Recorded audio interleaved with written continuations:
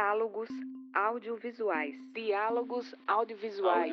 Diálogos audiovisuais. Diálogos audiovisuais. Diálogos audiovisuais.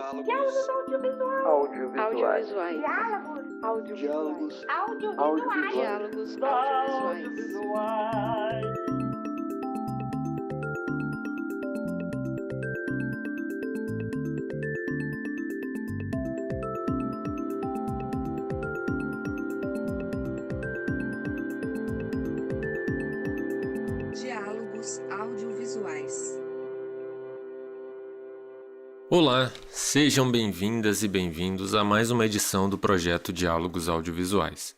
Esse é o 6º episódio em que conversaremos sobre registros etnográficos sob o eixo da preservação da memória.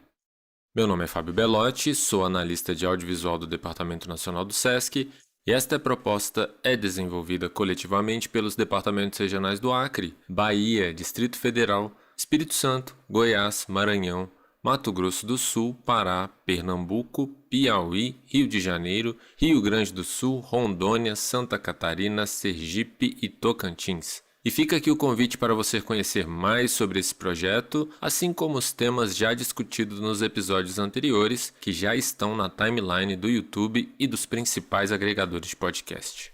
Muito se discute sobre os limites e as possibilidades das composições metodológicas em pesquisas etnográficas.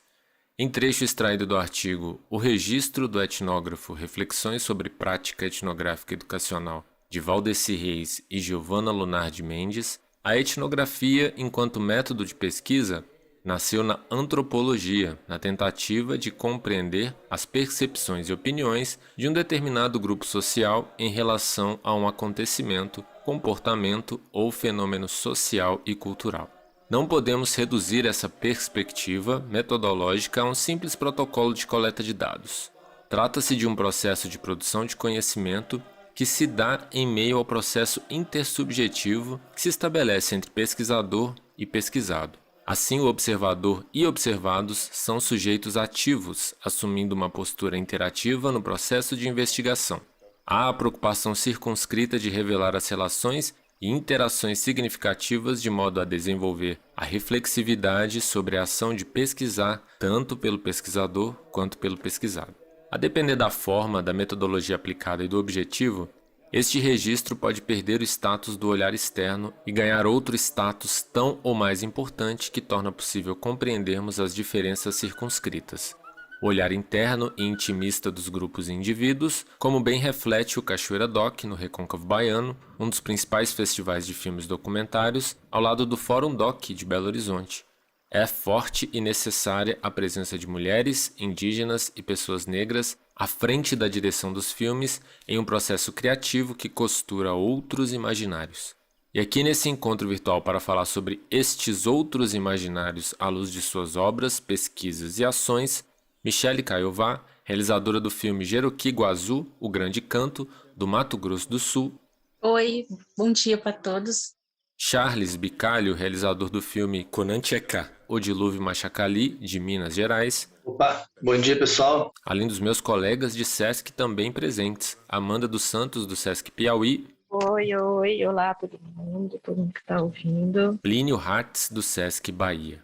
Olá a todos e todas, um prazer estar aqui com vocês. Gostaria que você começasse se apresentando, Michele, contando um pouco da sua história e do filme Jeroqui Guazu, O Grande Canto.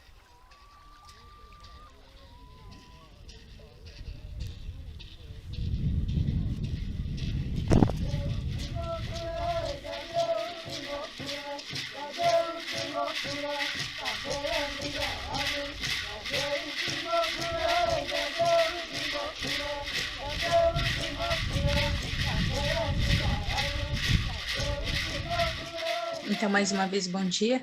Primeiramente, eu vou me apresentar, que alguém não me conhece ainda, né? Que eu sou a Michele, sou Guarani Kaiowá, de Mato Grosso do Sul. Eu me formei na Escola Cinema Darcy Ribeiro, na área da direção. Eu dirigi esse filme, foi em 2019, durante o meu TCC, para me formar, né? Esse é meu filme que é... O meu TCC era que é apresentar Darcy Ribeiro, né? Que é minha cultura mesmo, né? Aí eu fiz esse filme de documentário, né? Essa cultura é a minha cultura de verdade mesmo. Todo ano que acontece aqui na minha aldeia, não são na minha aldeia, são os 3 aldeias, que é a maioria que acontece na aldeia de Kaiowá.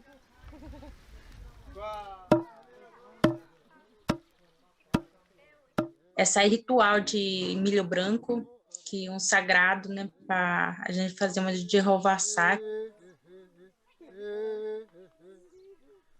Aí decidimos fazer esse documentário porque as pessoas que te reuniram todos lá, que não acontecer nada sem milho. Esse aí é o suco de milho que a gente fala, é milho branco. Esse filme que eu tô me interessando muito fazer esse filme. Não é só apenas esse filme. Eu gosto de trabalhar com filme do meu culturas, assim, da cultura do nosso, de Kaiowá, porque eu queria trazer de volta a nossa cultura, por isso que estou me interessando fazer esse filme. Não só apenas esse filme, que eu me casei, né, com várias culturas da nossa cultura que é antepassado, né? É por isso que eu queria retomar através do filme, né? Por isso que fazendo pesquisas, assim, caçadas, assim, não só apenas pessoa que nova, estou caçando com a pessoa mais velha, porque a mais velha tem mais experiência, né, que do antiga, né? Por isso que o meu sonho de audiovisual, por isso que eu tentei, mas eu consegui, né? Que eu fui atrás do meu sonho, que eu queria fazer um filme, né, que realizar um filme. Aí eu fui estudar no Rio de Janeiro, eu ficava lá por 2 anos. Eu morava lá no Rio de Janeiro, depois eu voltei na minha aldeia, no Mato Grosso do Sul, para ajudar o meu povo, né? Através de cultura e do filme também, né? Isso que eu voltei no Mato Grosso do Sul e fiz 4 filmes já, Nimonguetás, que vocês já ouviram do Nimonguetá, esse filme de Irossupucu, e a roupa típica das mulheres, a gente fala potã, que é na minha língua que fala potã, mas a tradução é roupa típica. Aí eu fiz uma curta também, foi 8 minutos esse filme, que apareceu, documentário também, apareceu na TV Educativa, que a gente apresentou lá, o Nimonguetá, e agora estou fazendo os roteiros para ser lançados ano que vem também, o curta também, 20 minutos ou 15 minutos do filme Travessia do Sonho, né? Que o sonho que a maioria que agora que acontece muito também, que realiza o tudo sonho, né?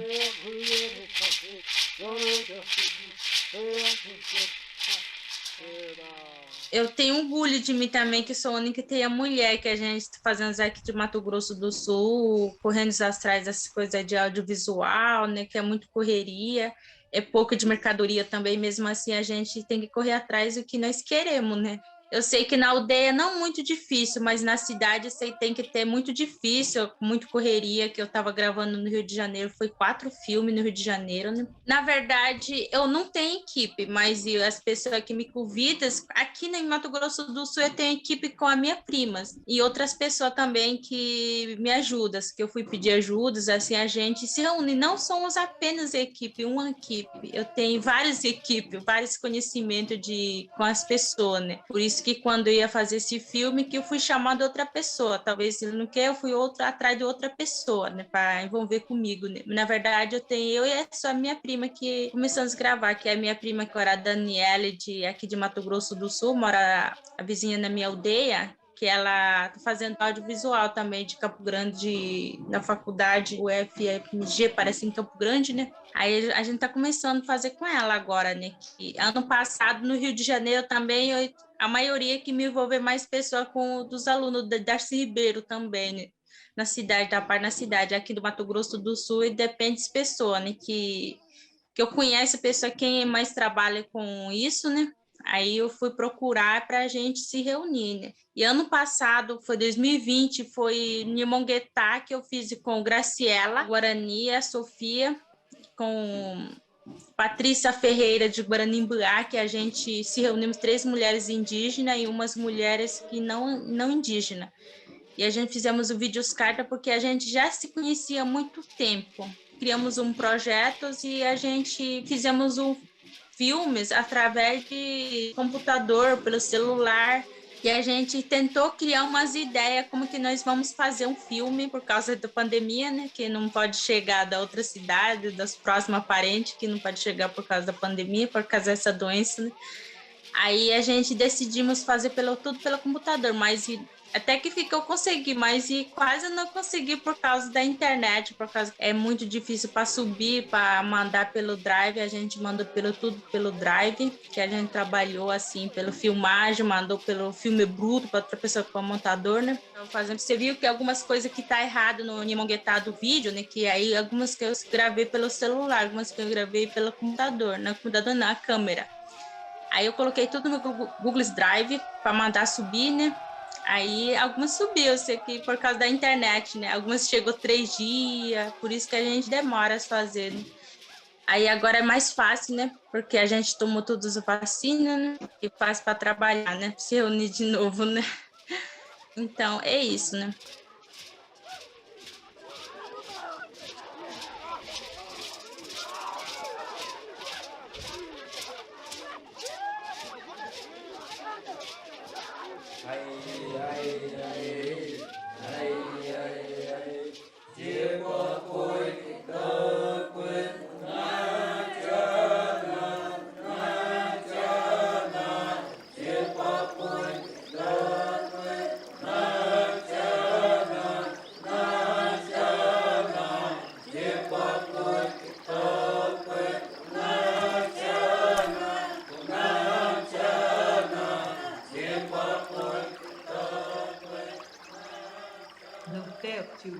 Agora é a vez do Charles nos contar sobre sua trajetória e sobre o filme Kunancheká, O Dilúvio Machacali. Bom dia, pessoal. Sou o Charles, sou de Belo Horizonte, sou professor, pesquisador na Escola de Design da Universidade do Estado de Minas Gerais. Mas esse trabalho nosso com os Machacali é desde 1996, quando eu os conheci, eu estava na graduação da FG, e aí eu era professor deles, né, de português, leitura e escrita, e eles estavam começando a montar lá o programa de implantação das escolas indígenas, né?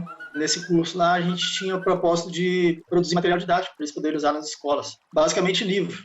E a minha área de literatura, tradução, naquela época e tal, a gente começou então a fazer registro da literatura deles. Bom, aqui em Minas Gerais tem, hoje em dia, mais ou menos 12 povos indígenas reconhecidos, naquela época eram apenas 8, e os Machacali são os únicos que têm a língua, né? A língua deles ancestral, a língua Machacali. Eles têm aspectos, né, originais da cultura assim, preservados, muito bem preservados. Então eles começaram nesse trabalho de pesquisa lá para produzir livros, a gente começou a registrar os cantos tradicionais deles, as narrativas tradicionais, da língua indígena, da língua Machacali. A gente gravava, depois transcrevia, depois fazia oficina de ilustração para os livros, projeto gráfico, tudo. Então a gente fez mais de 10 livros bilíngues, Machacali e português, dentro desse processo, essa metodologia. A língua Machacali tem uma escrita que foi estabelecida lá nos anos 60, um casal de missionários norte-americanos do CIL, aquele Instituto de Linguística de Verão. Esse casal viveu com eles lá na década de 60 e aprendeu a língua e estabeleceu uma escrita com base no alfabeto latino, usando 14 letras só. Alfabetizou vários Machacalis e traduziu a Bíblia, tinha um fim de catequese. Primeira vez que eu cheguei na aldeia Machacali, eu ganhei uma Bíblia na língua Machacali de presente.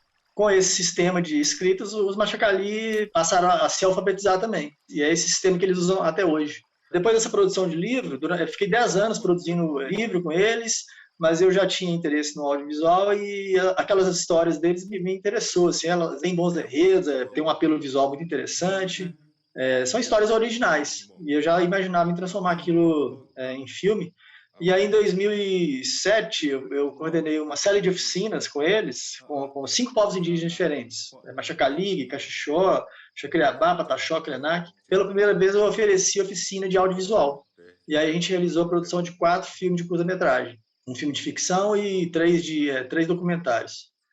E aí foi o pontapé inicial, né, digamos, para a criação da Pajé Filmes, que é uma produtora que a gente tem até hoje. Foi fundada em 2008. E aí a gente passou a produzir mais sistematicamente filmes indígenas. Eu fornecia para eles, principalmente para os Machacali, que eu acabei me especializando nos Machacali, desenvolvi minha carreira acadêmica, minhas pesquisas com eles. E aí eu fornecia câmera, fitas, né, para eles gravarem na aldeia os rituais. Eles me passavam esse material e eu editava e mandava os filmes para os festivais. Aí assim começou uma produção mais sistemática, principalmente com o Israel e a Sueli Machacali, que são um casal. O Israel é um cineasta bastante conhecido hoje em dia, E aí esse trabalho começou principalmente com eles. Aí, ao longo do tempo, outras pessoas vieram participar. A Shawara, que é co-diretora desse filme Matanã, né? O último filme nosso, já é uma diretora mais nova, da nova geração e tal, e a gente está procurando renovar, né? E aí também em 2016, veio a primeira animação. Até então a gente fazia documentário ritual. Eles filmavam os rituais e a gente fazia documentários rituais. Mas a gente queria também mostrar a história que está por trás do ritual, né? Muitas vezes histórias assim sobrenaturais, fantásticas, tal, com espíritos que têm superpoderes, tal. E a gente queria experimentar também com outra linguagem. Aí eu fiz a proposta de começar a fazer filme de animação. Eles já tinham experiência de ilustrar as histórias para os livros. Então a gente explicou o processo de criação de um filme de animação e eles toparam fazer. A gente fez o primeiro em 2016, que é o Conan Tchekhar, né? Que está aí na programação. E é a primeira animação nossa. Israel está na direção. É uma história tradicional deles, o dilúvio. Conan Tchekhar, o dilúvio, Machacali. Conan Tchekhar quer dizer literalmente, Conan é água e Tchekhar é grande. É água grande, é o dilúvio, né? É uma história do dilúvio deles, a versão deles do dilúvio. E foi dirigido por Israel. E a gente fez o processo que a gente costuma fazer. Escreve um projeto, manda para um edital, conseguindo o patrocínio, a gente vai para a aldeia e faz uma oficina de ilustração específica para esse filme. Não só de ilustração, mas de gravação de áudio também. Que os filmes são falados na língua Machacali e legendados, né, em português, espanhol, inglês.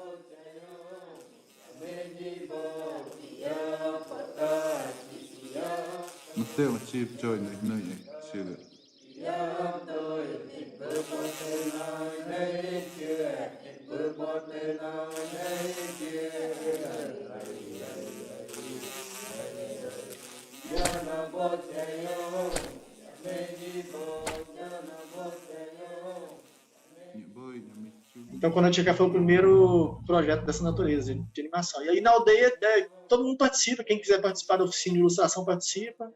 A gente tem verba para pagar determinados ilustradores, mas acaba que o pessoal acaba participando também de livre, espontânea vontade.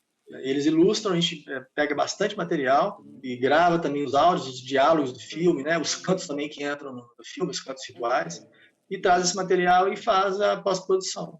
E aí a gente mantém contato com eles pela internet, pelo WhatsApp e tal, vai mandando links para eles assistirem e dar opinião, né? O que muda, o que tá bacana. Eventualmente eles vêm para Belo Horizonte também, que eles têm os projetos deles na UFMG. A gente acaba encontrando e vai realizando o processo de pós-produção do filme, até finalizar.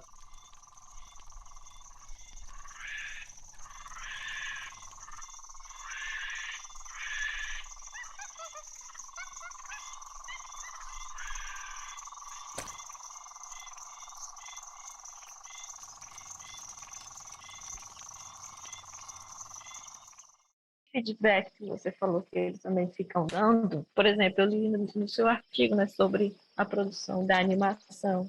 Após o roteiro estar pronto, assim, o pajé foi ler e solicitou uns ajustes em relação ao dilúvio. Qual foi esse feedback do pajé? São nuances, né, das histórias, porque assim, tradição oral é assim, né, são versões, uma pessoa lembra de um detalhe, a outra não lembra, então quando a gente grava a primeira versão, geralmente é com o pajé Totó, que é um pajé, e tem muita experiência, tem muito conhecimento, mas assim, tudo é coletivo, né, na aldeia tudo é coletivo, outras pessoas aparecem e vai lembrando, né, tem aquela situação, na história acontece isso também, aí a pessoa que está contando acaba lembrando e a história vai se construindo coletivamente, porque sempre tem algum detalhe, as histórias são complexas, né, tem enredos complexos, eventualmente assim, alguém traz uma contribuição. Então na aldeia, quando a gente estava gravando com o pajé Totó, na verdade tinha outras pessoas envolvidas, né, pessoas mais velhas, pessoas mais novas, e todo mundo acaba, é um diálogo, né, enquanto o pajé está contando a história, outras pessoas comentam e agregam, né, informação, e acaba sendo inevitavelmente assim uma construção coletiva mesmo, sempre é. Bom, tem várias situações dessa natureza. Quando a gente estava fazendo a produção, por exemplo, do Conan Tchekhar, o Israel estava aqui em casa assistindo o material que a gente estava finalizando e aí aparecem os espíritos e a gente usou a voz do próprio Israel e da Sueli como voz dos espíritos. E aí o Israel, ao ouvir, né, o material, ele falou, não, minha voz está reconhecível, não pode, as crianças vão saber que sou eu. Espírito não é uma pessoa, né? O espírito é espírito. Então, aí a gente colocou camadas de efeitos na voz para poder disfarçar, né, a voz. O ritual na aldeia, por exemplo, ele é encenado, né, pelas pessoas da aldeia, sobretudo os homens. Os homens se colocam máscara, né? Então é um disfarce, então é uma mise-en-scène, né? Que não é para ser reconhecido. A pessoa que está atuando lá não é para ser reconhecida, né? Porque aquilo são os espíritos, né? Então tem esses detalhes assim no filme.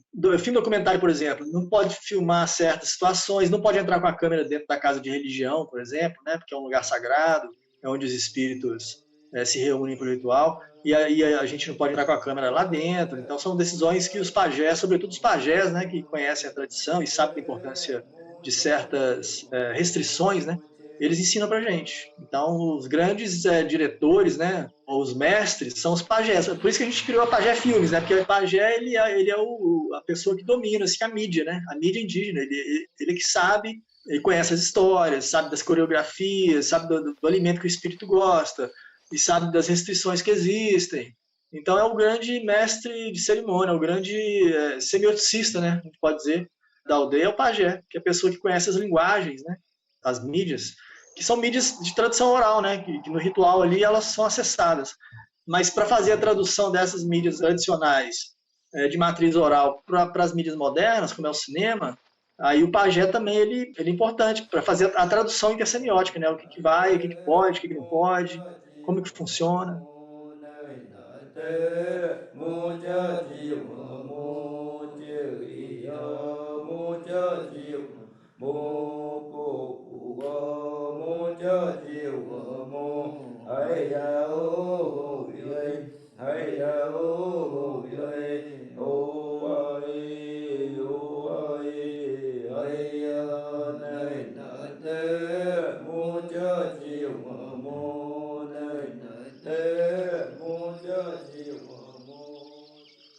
Aí você falou também das crianças. Eu percebi na animação sacrifício de animais e acasalamento entre o bicho e o ser humano. Quando vocês foram lançar, vocês pensaram na metodologia para estar trabalhando isso em escolas, com as crianças, essa temática, né, assim, da violência, que para os indígenas não é visto dessa maneira? Sim, a gente ficou pensando nessas questões na hora de roteirizar mesmo. Eu discuti isso com o Jackson Nakatu, por exemplo, com o Marcos Henrique Coelho também. O Jackson é o nosso diretor de animação, o Marcos Henrique Coelho é um produtor também da Pajé Filmes. A gente discutiu essas questões no intercurso lá, né, do humano com o animal. A gente pensou que não daria para mostrar uma cena explícita disso, então aí o Jackson Nakatu veio com uma solução que eu achei genial, que na hora do humano e o animal, ele criou uma mandala, né, e a gente coloca os corpos do animal e do ser humano intercalados. Então é uma imagem, né, que sugere, aí a gente colocou a trilha sonora também, com o canto ritual, que faz referência a esse momento da história. Então é um momento ritualístico no filme, né? Tem coisas que a gente não precisa ser explícito, né? E às vezes a gente ganha mais sugerindo do que mostrando de fato. Então nessa situação a gente colocou isso. A cena da violência, tem, né, uma certa violência quando o índio tem que sacrificar os animais que nascem, né, nessas relações, ele joga uma lança no animal, põe fogo, né? A gente deixou essas cenas, mas assim, dentro da linguagem da animação, né, tem uma certa filtragem. Não é uma cena real, né, não é uma live action, é um desenho. Mas a gente deixou essas cenas porque a Pajé Filmes ela tem o intuito, né, de criar filmes indígenas, com a direção deles, né, do Israel, da Chauara, do pessoal da aldeia. Então a gente discute com eles qual a solução que a gente vai tomar. Mostra isso, não mostra? Como é que você quer contar essa história? Como é que a gente pode fazer? É um diálogo, é uma relação dialógica, né, de culturas diferentes, a gente aqui da cidade representando o nosso ponto de vista, eles com o ponto de vista deles, e nós estamos numa situação de diálogo, de relação, é uma relação, como qualquer outra relação.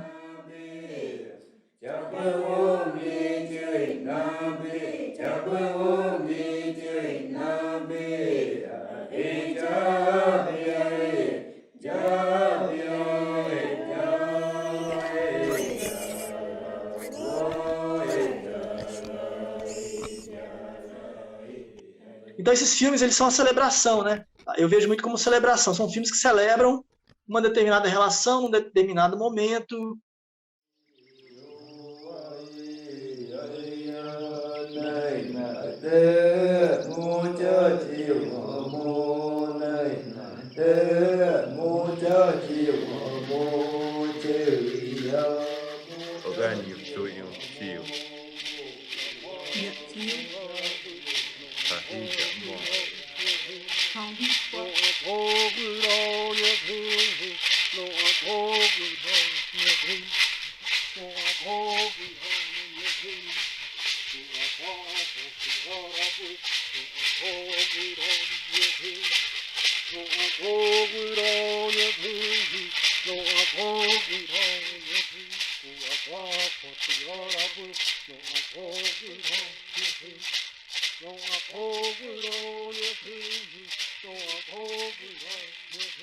Shelley, e você disse que, né, sua equipe é bem pequena, né, de trabalho.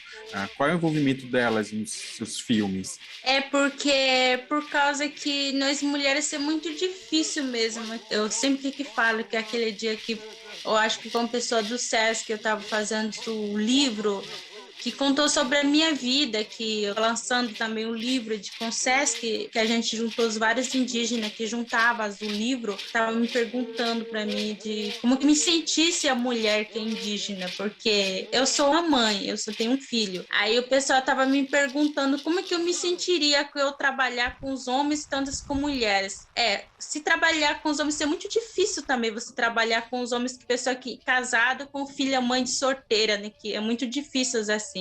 Às vezes as pessoas ficam ciúme quando você fica muito colados com aqueles pessoas de casados, senão algumas pessoas que não entenderam, porque nós indígenas, algumas pessoas que entendeu isso, que do seu trabalho e o trabalho do marido, mas alguns não que entendeu isso, achavam que vocês têm caso, mas isso aqui é difícil. Uma vez também que eu me envolvi com o meu trabalho com meus amigos. Eu mesmo que a gente ficou gravando esse tempo todo, ficando no lado dele, né? Achava que eu tenho caso, né?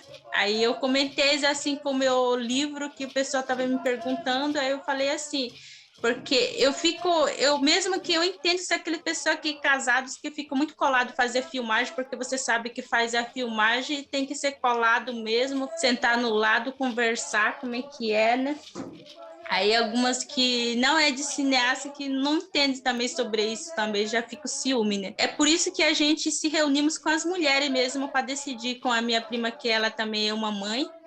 Aí ela falou para mim, Michele, vamos se juntar mesmo, nós mesmos se juntar, nós mulheres. As mulheres que... Ninguém fica ciúme, né? Só as mulheres que fazem um filme já é bom, né? Por isso que a gente, quando a gente fica dificuldade de algumas coisas, quando a gente fica precisamos de algumas coisas, a gente trocamos umas coisas de ideia, assim. 2008 até 2015 eu trabalhava com o pessoal do Ascuri, da Associação Realizadores Indígenas. Aí eu decidi fazer a minha parte mesmo, o filme, porque do Ascuri trabalha só os homens, né? Aí eu decidi, eu saí, me afastei, eu comecei a seguir a minha caminha mesmo sozinho, me trabalhar, né? Aí ele está continuando as conversas, que eu aprendi muito com a pessoa do Ascuri, que é um professor de boliviano que ensinaram a gente a fazer um filme, 2008 até 2015, e depois eu fui estudar no Rio, decidi, né, seguir em frente, assim, sem desistir do audiovisual, né?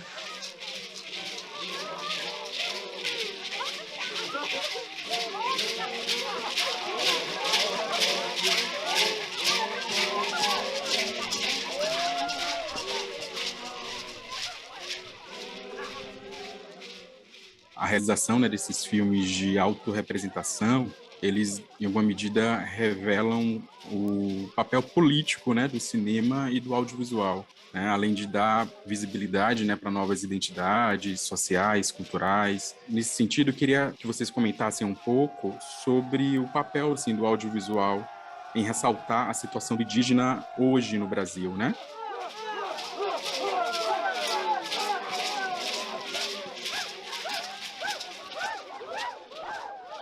Eu sempre digo assim que o cinema e a câmera, para mim, tanto faz. Para mim, é uma caneta, porque a câmera que você escreve, por mais que na caneta e no papel que você faça do filme, usa algumas coisas, exemplo das crianças, se você vai filmar das crianças, um dia as crianças vão crescer. Se você faz a parte das culturas indígenas, você vai mostrar, exemplo, você é um adulto que você vai mostrar para as crianças. Quando vê o filme dele, quando ele era criança, aí quando ele cresceu todo, você divulga ou exibições assim no YouTube. Quando crescer, ele vai ver o filme dele, tá mesmo que tá. Quando você termina o filme de montagem, assim, você vai deixar o mesmo que ele vai assistir quando ele crescer, né? Então, se você escrever no papel, assim, se vai acabar, né? Se você não guardar bem, vai perdendo, né? Mas, assim, de fazer deixar, assim, de algum lugar, você nunca vai perder, não. que exemplo do YouTube, guardadas na pendrive ou do HD, ou você deixa no seu e-mail do Drive, aí depende que você não esqueça da senha, né? Que você vai recuperar a senha e vai ver no mesmo jeito que tá, né? Então é por isso que eu sempre digo assim, ensinar agora das crianças que aprendeu na língua, a maioria que agora da língua dos indígenas perdeu a cultura, a língua que perdeu, né? Que a comida de tradicionais que perdeu, todos agora que saiu, todos moderno. E os antigamente não saiu tantos modernos de tecnologia, não saiu nas coisas, não. Agora saiu todos modernos, comida tradicional, que não nos come mais, na língua que não fala mais, perdeu a língua. E a culturas que poucas pessoas que envolveu muito a cultura, poucos que já deixou essa cultura também. Antigamente, gosta de brincar de algumas juntadas, alguns tijolos e pedras, e brincando alguma de árvore, inventos alguma de brincadeiras. Mas agora as crianças pegam o novo moderno do celular, que assistir o vídeo, assistir na televisão ou no computador, jogando videogames. E antigamente não, né? É isso que eu queria mostrar também no filme, porque eu queria fazer um filme de como é que é a criança de agora, né? Que de agora que ele pega celular e assiste vídeo, televisão e não brinca mais, não inventa mais as coisas para brincar.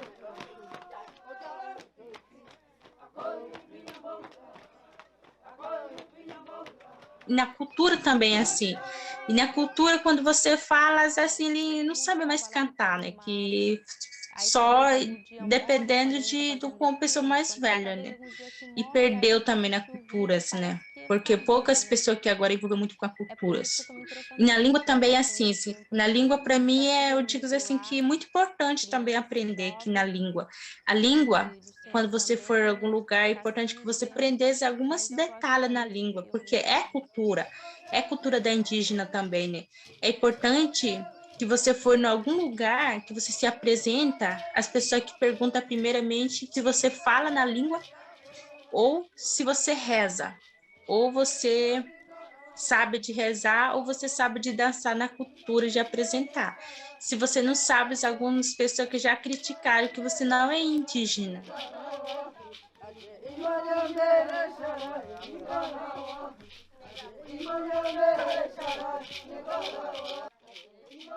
É isso que agora que acontece muito com as pessoas porque as crianças, quem tem culpa, que a mãe que tem culpa, que o pai que tem culpa, o pai e a mãe que tem que ensinar o filho para levantar a cultura, falar na língua. É isso que é mais importante, que agora que as pessoas que mais, a mãe e o pai que não quer mais saber da indígena, de indígena, da cultura, na língua, e leva na outra escola da cidade, quer ser mais e falar na língua de português.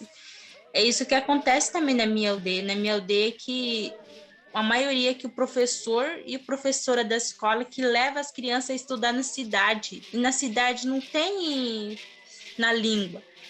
Eu mesmo que eu falo na língua, mas escrever eu falo sempre assim, é difícil escrever. Parece que é fácil você falar na língua. Vocês têm que aprender isso também, que você fala na língua e escrever. E a cultura também é assim. A cultura você tem que caçar e aprender como é que é passado.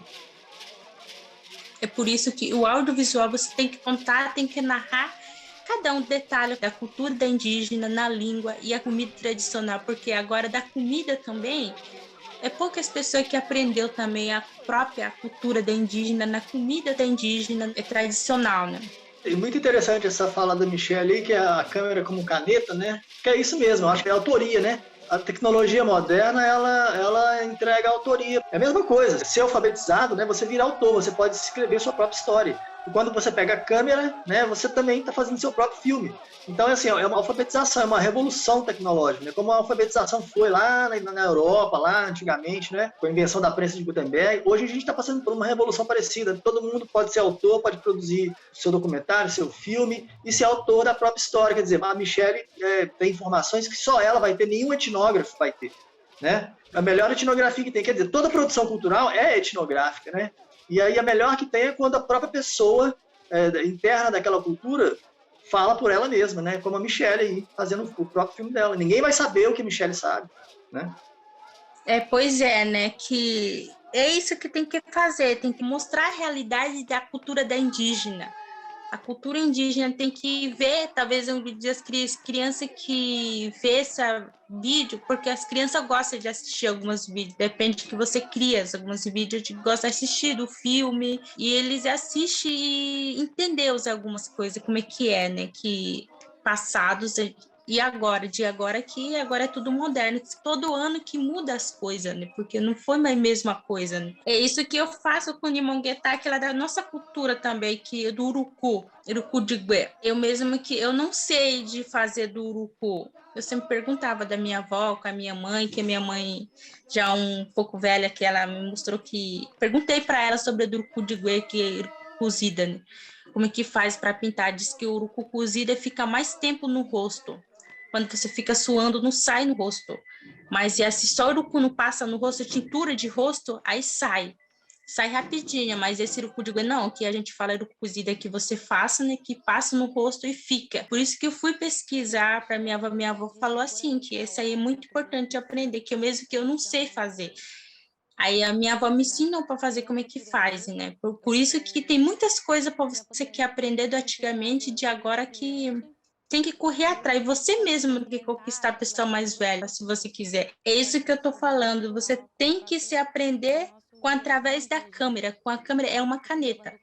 Você grava tudo, que faça um filme e deixa guardados, né? Talvez alguns dias você vai precisar com isso, né? Festa de cerimônia, o próprio de indígena, é igual do carnaval também, né? Do carnaval todo ano que tem, e aí da nossa aldeia também tem todos os anos também, cada ano.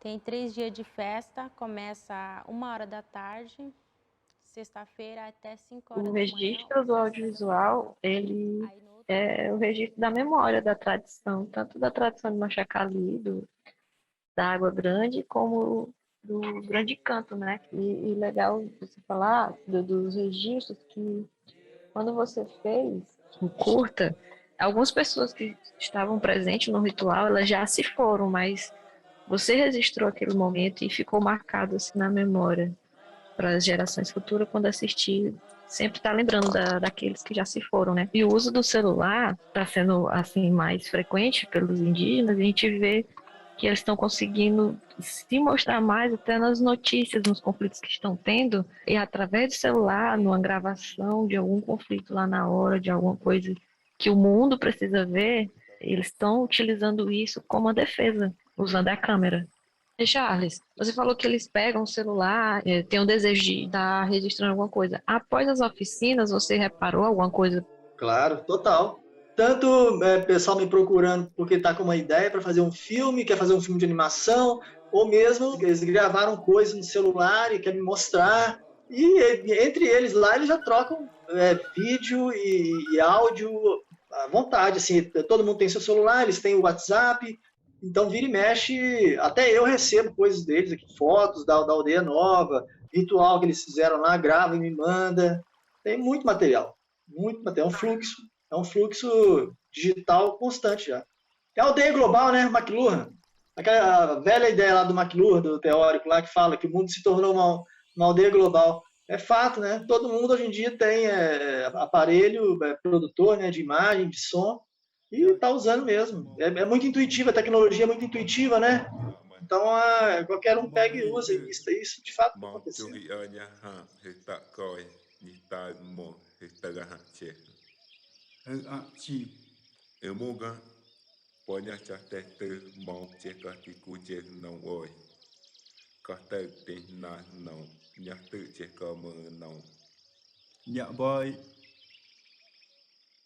Gente, e os povos indígenas assim no Brasil, eles estão sempre em estado de alerta, né, digamos assim. Tem tempos que eu acho que isso abranda um pouco, mas nunca é definitivo, né? Não existe uma definição para isso. E tem tempos que são mais urgentes, como esses que a gente vive agora. E aí, Michelle e Charles, assim, o Charles, por esse ponto de vista, né, dessa interlocução que ele faz com os machacalis, nesse modo de registrar, vocês sempre estão nesse estado de alerta, assim, nessas urgências, E aí acaba que esses filmes de preservação de memória, de alguns detalhes dessa vida cotidiana dentro das aldeias, da cultura indígena, isso fica em outra camada, Michele? Ou para pegar realmente o celular e começar a registrar essas coisas imediatas, assim, emergentes que a Amanda um pouco descreveu, que vocês estão descrevendo, assim, isso pula de camada um pouco e essas coisas memorialísticas da cultura indígena ficam um pouco resguardadas? Ou vocês trabalham isso paralelamente?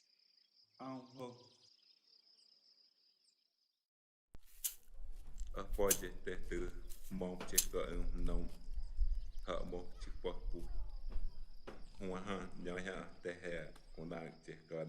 Tanto faz que a gente trabalha com isso, que trabalha pelo audiovisual, que é bom você guardar, depende para você exibir na escola, para ver as crianças, né? Na escola, ou outra na aldeia, ou mostrar, assim, exibir vários lugares da aldeia para reconhecimento, né? Exemplo, se você vai em algum lugar, no celular, que a maioria você não deixa, né? Sempre carrega, qualquer lugar celular você carregue, mas a câmera é pouco você usa, depende que você vai fazer um filme ou documentário, ou você vai no ritual, você leva a câmera, no celular, por onde você for. Se vocês acharem umas pessoas que fazem uma entrevista, ou algumas pessoas, porque as pessoas que mais antigas gostam de conversar quando você toma tereré, aqui em Mato Grosso do Sul, que a maioria das pessoas gosta de tomar tereré, né? O tereré do chimarrão, que você vai com as casas das pessoas, perguntas, ou faz algumas como de entrevista, de perguntar, fazer uma pergunta. Aí você pega o celular, talvez você vai, se você é cineasta, você vai precisar com esse áudio ou você vai precisar com vídeo. É importante você registrar esse vídeo ou de áudio, né? Que áudio que a pessoa que faz entrevistas, algumas que fala muito importante, que antigamente você não sabe como é que a pessoa mais velha, você não sabe como é que ela vive no passado dela, você não sabe, você não vive com ela, você não sabe. Aí então é por isso que tem que no registrar pelo celular, e tanto se faz com a câmera também, né? Eu fui no aldeia de Guató, lá de perto de fronteira de Bolívia, eu ficava lá, foi 2 semanas lá. Aí lá diz que já perdeu um pouco as línguas também, né? Que eles querem retomar de novo na língua. Perdeu a língua e a cultura também, diz que algumas pessoas que estão interessadas na cultura, mas mesmo assim diz que não tem lá um cacique de verdade, não tem lá. Nem fala também na língua, diz que era antigamente a aldeia, o se juntaram, a FUNAI comprava esse de pedaço de terra. Aí eles cataram só do Guató que foram abandonados, cataram para trazer tudo só do Guató para reunir. Por isso que ele não está retomando ainda na língua e perdeu tudo na língua. Foram morar na cidade, foi tudo abandonado pela cidade. Aí os funais cataram e trazer.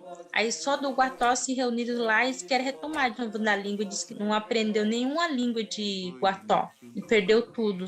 E a cultura também quase perdeu, mas eles conseguem retomar tudo de novo, a cultura, né?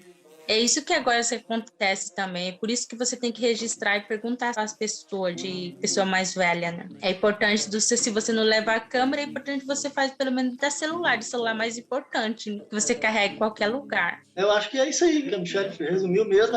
O celular, né? Ele tem essa vantagem de ser muito portátil, né? Tá no seu bolso o tempo todo. Então você pode, a qualquer momento, numa situação de injustiça, pegar e sacar o celular e filmar, né? Para poder provar depois. E o pessoal está fazendo isso nas aldeias. Todo mundo tem celular e eles têm essa consciência também e usam para fazer registro, tipo dar um flagrante, né? Então tem essa função, sim, com certeza. É o cinema dentro do bolso, né? Tem o poder da imagem, movimento na sua mão, assim, para você poder usar a seu favor, né? Eles que foram tão injustiçados ao longo da história, não tinham, né, a oportunidade de contar a sua versão, né? Agora eles têm a oportunidade de ter o registro para poder apresentar a sua versão dos fatos. Né? Isso é importantíssimo, é uma revolução.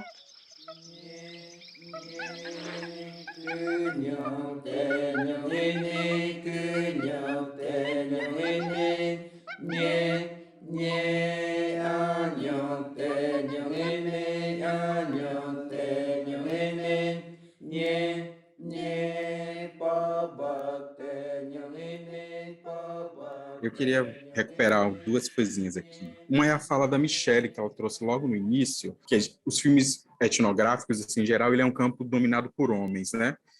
E aí, eu queria saber, Michele, como para você, né, como mulher indígena, poder imprimir o seu olhar nessas produções, né? Como é para você isso? E no mundo não indígena, por exemplo, há uma discussão e uma tensão permanente do lugar da mulher na sociedade e tal, e eu queria saber um pouco de você como é que isso se reverbera na cultura indígena, né? Essas questões do feminino, essas questões feministas. Meu nome é Michele, eu sou indígena Guarani Kaiowá, do Mato Grosso do Sul. Eu me chamo do indígena Cunhapoturendã. Eu sou Cunhapoturendã, significado mulher brilhante. O meu filme, estou fazendo documentário lá em Mato Grosso do Sul. Estou fazendo sobre do ritual, com o próprio do nosso jeito do indígena, né? Eu estou gravando um documentário que chama assim de Iroquaçu, significado reza grande. É isso que acontece muito se vocês trabalhar do audiovisual e do cinema. Na aldeia, você tem que aprender tudo. Uma vez, eu acho que foi 2012, eu fui com meus amigos quando eu trabalhava lá no Ascuri do Retomada, acabou de retomar na aldeia. Aí eu fui lá para fazer uma gravação. Eu fui todas as equipes, que eu fui com pessoas 3 homens e eu fui sozinha, só eu que fui mulheres. Quando eu chego lá, foi 9 da noite. E a gente estava dormindo tudo, e 3 homens, o pessoal não percebeu onde que eu dormi, porque eu dormi no meio, eu dormi em cima de câmera, do tripé. É assim também, a gente, quantas pessoas que se reúnem tudo com aquele ritual, todo mundo estava lá, ficou animado. Aí eu dormi, quando meus amigos dormiram na rede, eu dormi do lado, bem do parede. Aí ele atravessou uma casa de reza, porque a casa de reza é uma sapé. Ele tinha um facão e uma arma, que eu não sei, quase matou a gente, né? Aí os meus amigos acordou a gente, que tem que acordar. Vocês dormem muito, falando. Na retomada é assim, não pode dormir muito, mas eu tenho que dormir mesmo, falei, né? É isso que acontece, você tem que ser preparados, assim, quando você foi na retomada, porque trabalhar com a indígena é muito difícil. Talvez criticar ou brigas, talvez a pessoa que rouba, ou a retomada tem que ser, ou talvez as pessoas que têm uma arma, algumas facas, depois você tem que ser, não pode confiar muito com as pessoas, né, que tem que ser, assim, de ficar um pouco distantes, assim, porque na retomada é muito violência, algum lugar da aldeia, assim. Você chega dentro da aldeia na retomada ou na outra aldeia desconhecido, você primeiro tem que perguntar se é a aldeia violência ou não, porque alguns liderança que fala, o cacique que fala assim, que algumas aldeias é poucos, aí você pode ficar tranquilo, fala. Tem alguns lugares que é muito violência, por isso que você tem que se preocupar muito também com isso, né, que é difícil para trabalhar com audiovisual, né, é um guerreira mesmo, né? Tem que enfrentar tudo para o que aconteceu, né, para registrar, para mostrar um dia, para ter uma história um dia também, para levar para algum lugar para você contar a história, né? É isso que você tem que ter, você preparado para mostrar o que é realidade que aconteceu, para mostrar o que acontece no mundo, né? O filme etnográfico tem uma tradição de homens, né, fazendo, porque a etnografia tinha, né, essa associação com a aventura, né, a pessoa que tem que ir num lugar onde antes ninguém foi, é desconhecido, pode ser perigoso, etc. Quer dizer, tradicionalmente, assim, né, como na aldeia indígena, os homens saem para caçar, por exemplo. Então, a etnografia é meio que uma caça de imagem, de informação, né? Então, é uma atividade desenvolvida por homens. O mundo moderno, ele passa a ser mais vigiado, mais controlado, se torna mais seguro. A gente vai vivendo numa situação urbana, assim, tem câmera em toda esquina, tem polícia, tem todo tipo de controle, né? Você registra tudo que está acontecendo. Automaticamente, isso gera, assim, maior segurança, num certo sentido.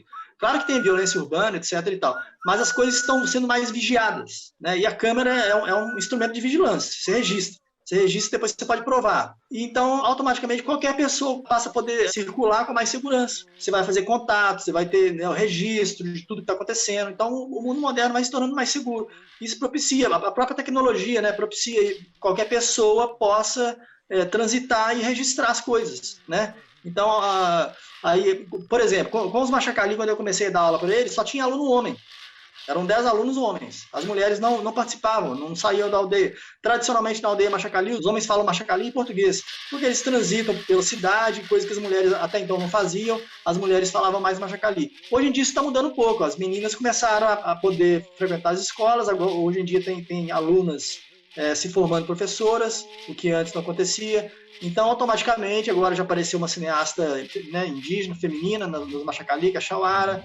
Então as coisas vão se transformando. E a tecnologia tem um papel fundamental nisso, eu acho. Porque a tecnologia propicia você poder registrar e se proteger também. Poder filmar, poder escrever um relato de algo que aconteceu, poder filmar uma cena e poder provar que aquilo aconteceu. Cria uma situação mais favorável, né? Para que todo mundo possa, e não só os homens, né? Mas que todo mundo possa circular e fazer o seu trabalho de registro.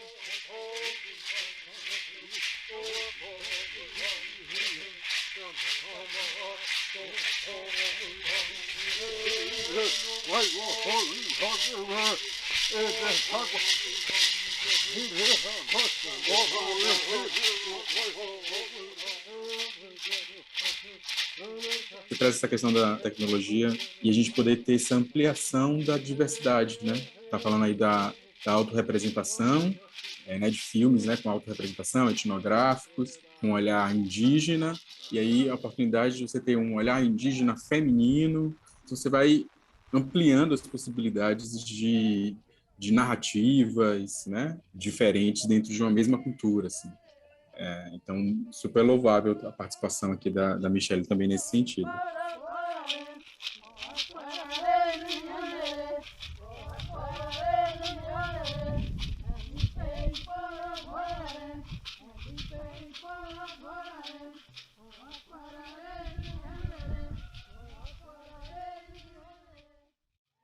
Michel, uma curiosidade, você começou a aprender o português, que o Charles comentou que mais os homens que têm esse acesso, né, à língua portuguesa. E você começou a aprender quando, mais ou menos? Eu mesma que eu comecei a aprender, acho que 7 anos, ou 6, 7 anos, 8 anos. Provavelmente, agora que a criança nasceu, você já aprendeu 2 línguas. É bom fazer isso também, aprender 2 línguas também, né?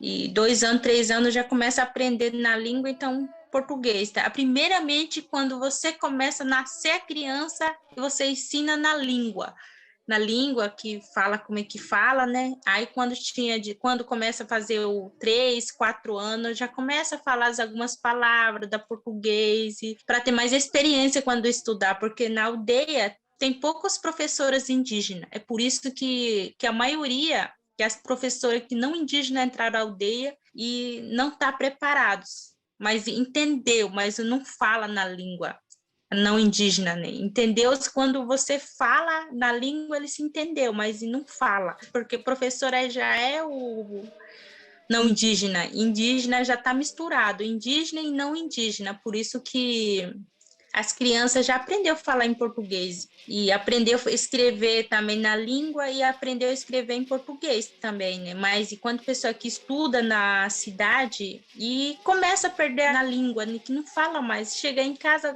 talvez a mãe não fala na língua, falou que estuda na cidade, ele tem que aprender em português e chegar em casa e ensinar em português. É isso que as pessoas que começam a perder a língua.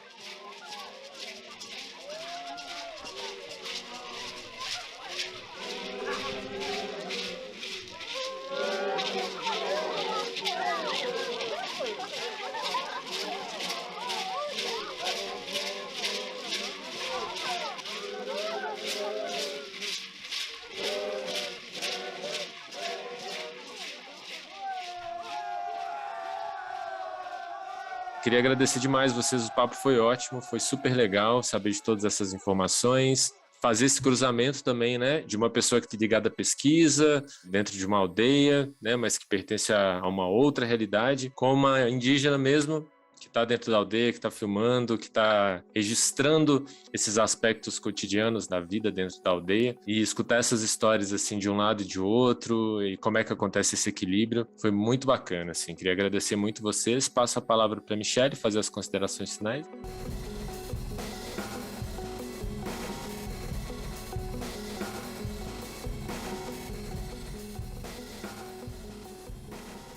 Eu agradeço muito você, Fábio, você que me convidou para fazer essa entrevista de gravação de 6 episódios, né? Eu conheci isso a parte de vocês, né? Da Charlie, né? Que fala muito bom do Machacali, né? Que é outra tribo. É bom que a gente se conhecer com as pessoas que ter conhecimento com as pessoas aqui do outro etnia, né? Fazer amizade, né? Fazer gravação ou conhecer como é que é, né? Então, é isso, né? Que eu vou agradecer muito a vocês. Obrigado muito, né? Então, eu agradeço muito o convite de vocês, o interesse pelo nosso trabalho. Dou os parabéns também pela persistência e as dificuldades que vocês estão vencendo todo dia para poder realizar o trabalho. Parabéns para o SESC também por ter essa iniciativa, né, e a coragem.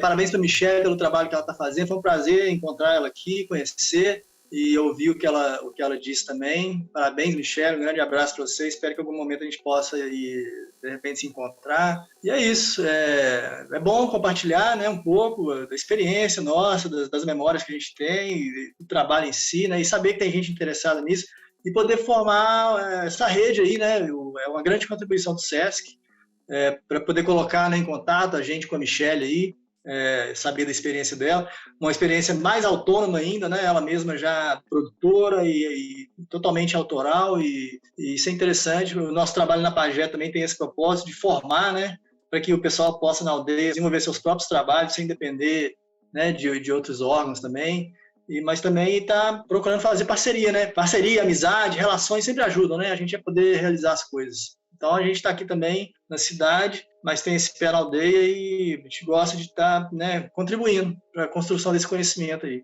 É um valor que a gente tem e é importante trazer nova informação, trazer coisas que muita gente não conhece, né? Eu mesmo, quando eu comecei a trabalhar com os machacalinos nos anos 90, não sabia nem da existência deles aqui.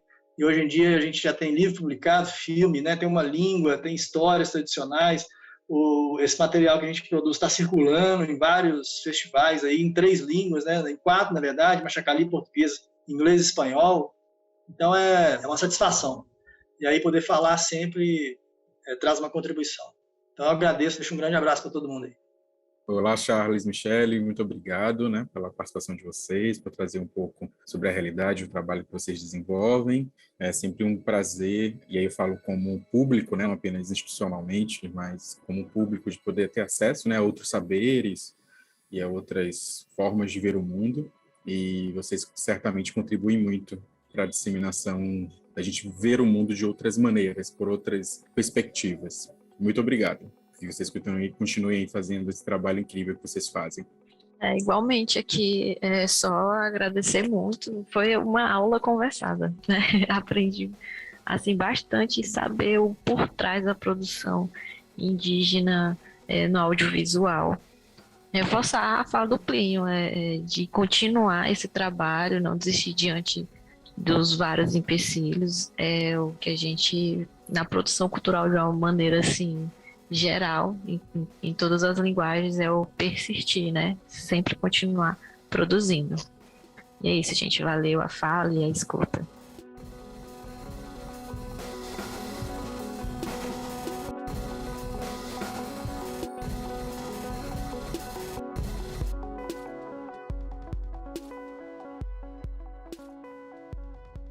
Finalizamos aqui este episódio com um convite para vocês acompanharem e participarem das demais edições do projeto. Lembrando sempre que todas as obras citadas, Conancheká, o Dilúvio Machacali, e Jeroqui Guazu, o Grande Canto, estão disponíveis gratuitamente no canal do YouTube do SESC Brasil, com link na descrição. A produção deste projeto é do Departamento Nacional do SESC, a concepção sonora é de Daniel Nunes, e a distribuição nas plataformas de podcast é do SESC Rio de Janeiro. Não percam a oportunidade de assistir às obras completas e ampliar os diálogos. Boas sessões, um abraço e até a próxima.